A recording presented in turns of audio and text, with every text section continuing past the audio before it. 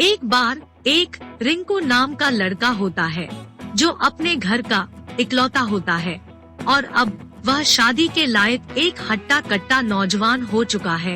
एक दिन रिंकू अपनी माँ को परेशान हालत में देखकर अपनी माँ श्यामा से पूछता है, क्या हुआ माँ, तुम इतनी चिंता में क्यों लग रही हो? श्यामा कहती है, बेटा अब तो शादी के लायक हो चुका है और मुझे चिंता इस बात की होती है कि तुझे कैसी पत्नी और मुझे न जाने कैसी बहू मिलेगी। तू तो जानता है कि तू इस घर का इकलौता वारिस है और कहीं जिससे तेरी शादी होगी, तेरे इकलौते होने का फायदा उठाकर हम बूढ़े माँ बाप को परेशान करे तो हमारा क्या होगा? तब तो यह घर पूरा बिखर ही जाएगा। इस पर रिंकू कहता है, माँ, तुम भगवान पर विश्वास करती हो और जब तुम इतना पूजा पाठ करती हो तो क्या तुम्हें लगता है कि भगवान तुम्हें दुखी देख पाएंगे? वैसे मुझे तो नहीं लगता कि भगवान तुम्हें दुखी देख पाएंगे। इस पर श्यामा कहती है, बेटा तू बहुत बोल रहा है, अब तो बहू के आने के बाद ही पता चलेगा कि भगवान मुझे दुख देंगे या सुख देंगे, पता नहीं क्या होगा। इस पर रिंकू कहता है, अरे माँ, चिंता मत करो, सब अच्छा ही होगा। इतना कहकर रिंकू वहाँ से चला जाता है। समय बीतता है और एक दिन रिंकू के लिए एक रिश्ता आता है और लड़की का नाम रीना होता है। श्यामा लड़की की फोटो देखती है। श्यामा को लड़की बहुत पसंद आती है। श्यामा, रिंकू और श्रीधर रीना को देखने उसके घर जाते हैं।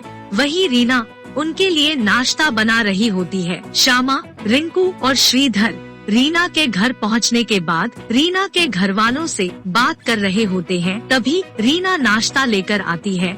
श्यामा नाश्ते में बने अपने मनपसंद व्यंजन को देखकर खुश हो जाती है और रीना से पूछती है, बेटी सब लोग नाश्ते में तो समोसा लेकर आते हैं, लेकिन तुमने जो व्यंजन बनाया है वह मेरा पसंदीदा है। तुमने तो मेरा पहली बार में ही दिल जीत लिया। ऐसी बहू पाकर कोई सास कैसे दुखी हो सकती है? हमें तो ये रिश्ता मंजूर है। इस बात को सुनकर रीना सिर्फ मुस्कुरा के रह जाती है। रिश्ता पक्का होता है और कुछ दिन बाद दोनों की शादी भी हो जाती है। रीना ससुराल आते ही श्यामा के कुछ बोलने से पहले ही वो सारे काम कर देती है जो श्यामा बोलने के लिए सोचती है। कई हफ्ते बीत जाते हैं, लेकिन फिर भी श्यामा के बोलने से पहले ही रीना वो काम कर देती है जो श्यामा बोलने के लिए सोचती है। फिर एक दिन श्यामा रिंकू को बुलाकर पूछती है, बेटा सच सच बता, तूने रीना को क्या क्या बताया है मेरे बारे में? रिंकू कहता है, मैंने तो तुम्हारे बारे में रीना को कुछ भी नहीं बताया है, लेकिन ऐसा क्या हो गया जो तुम मुझसे ये बात ऐसे गुस्से में पूछ रही हो? श्यामा कहती है, अरे गुस्से में नहीं पूछ रही हूँ, मैं तो बस ये सोच रही थी कि मैं जो कुछ भी सोचती भरूं तो रीना को कैसे पता चल जाता है, जबकि मेरे मुंह से बाहर एक शब्द भी नहीं निकले होते। और जैसे ही रीना को मैं आवाज देने वाली रहती हूँ, वैसे ही उस काम को रीना कर चुकी होती है। रीना कहीं भूत या चुड़ैल तो नहीं है? अब तो मुझे उससे डर लगने लगा है। इस बात को सुनकर रिंकू भी थोड़ी देर के लिए सोच में पड़ जाता है। फिर रिंकू अपनी माँ श्यामा से कहता है, ऐसा है माँ, इस कंफ्यूजन को चलकर रीना से ही क्लियर कर लेते हैं कि वो कैसे तुम्हारे मन की बात पहले जानकर वो काम कर लेती है जिसको तुम अभी कहने वाली होती। श्यामा कहती है, हाँ तो सही कह रहा है, चल ये बात रीना से ही चलकर पूछ लेते हैं। रिंकू और श्यामा दोनों रीना के पास जाते हैं और रीना को अपने पास बिठाकर श्यामा पूछती है, बहू ये बता कि जो मेरे मन में तुझसे कहने को बातें चल रही होती हैं, वो तुझे कैसे पता चल जाती है और मेरे कहने से पहले ही तू वह काम करके मेरे पास आ जाती है?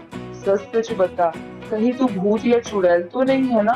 इस पर रीना बहुत जोर से हंसने लगती है। रिंकू और श्यामा दोनों डर जाते हैं, यह सोचकर कि कहीं रीना सच में तो चुड़ैल नहीं है। रीना शांत होकर कहती है, अरे नहीं माँ जी, मैं कोई चुड़ैल या भूत थोड़ी हूँ, बल्कि हर काम तो आप ही मुझसे कहती हैं। फिर आपको ऐसा क्यों लगता है कि आप मुझसे कहती ही नहीं हैं और मुझे पता चल जाता है? ये बात मुझे कुछ समझ में नहीं आई माँ जी। इतना कहकर रीना चुपचाप श्यामा का चेहरा देखने लगती है और उसकी बातें सुनकर रिंकू भी श्यामा का चेहरा देखने लगता है। फिर रिंकू श्यामा से कहता है, माँ, तुमने मुझे तो कंफ्यूज कर दिया। रीना कह रही है कि जब तुम मुझसे कुछ कहती हो तभी वो काम करती है, और तुम्हारा कहना है कि तुम सोचती हो वो काम अपने आप ही पूरा करके तुम्हारे पास आ जाती है। मुझे तो कुछ समझ में नहीं आ रहा है कि आखिर किसकी बात माने। श्यामा के मन में तुरंत एक उपाय आता है और वह अपनी ही गलती मान कर कहती है, हो सकता है कि उम्र की वजह से ऐसा हुआ हो कि मैं कहने के बाद भूल जाती हूँ और मुझे लगता है कि मैं मन में ही सोच रही थी। मुझे माफ कर देना बहू, मैंने तुझे चुड़ैल और भूत कहा, जबकि तू ऐसी बिल्कुल भी नहीं है। मेरा कहा सारा काम तू तुरंत कर देती है और फिर भी मैंने तुझे बुरा भला कह दिया। ठीक है बहू, तू जाकर आराम कर ले या फिर कोई काम हो तो वो काम कर ले, मैं भी चलूँ आराम कर लूँ। चल रिंकू। इतना कहकर रिंकू और श्यामा दोनों हाल में चले जाते हैं। श्यामा रिंकू से कहती है, मुझे कुछ न कुछ गड़बड़ तो लग रही है। अच्छा सुन रिंकू, अगर तुझे मुझ पर यकीन नहीं है तो मैं एक काम करूँगी। देख, अभी मैंने बहू से कुछ भी नहीं कहा और यह बात तेरे सामने की है।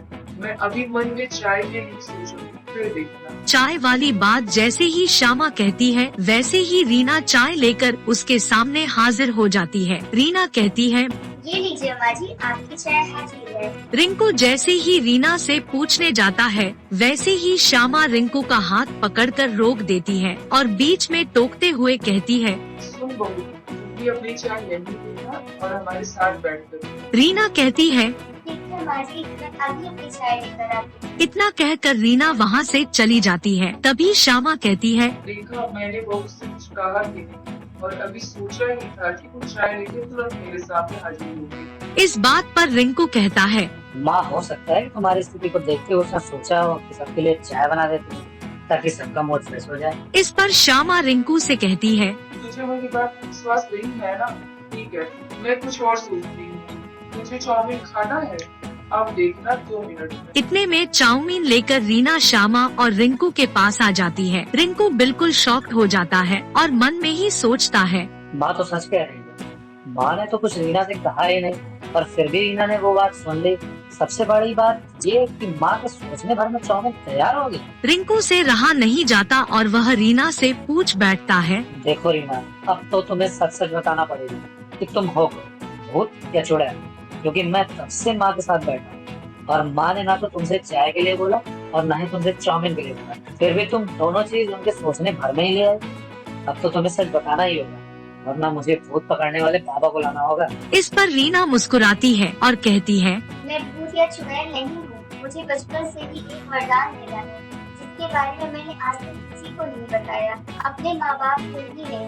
मुझे ये वरदान मिला है कि वक्त आने से पहले मुझे पता चल जाता है कि सामने वाले को क्या चाहिए, लेकिन सबके लिए मैं ऐसा नहीं करती।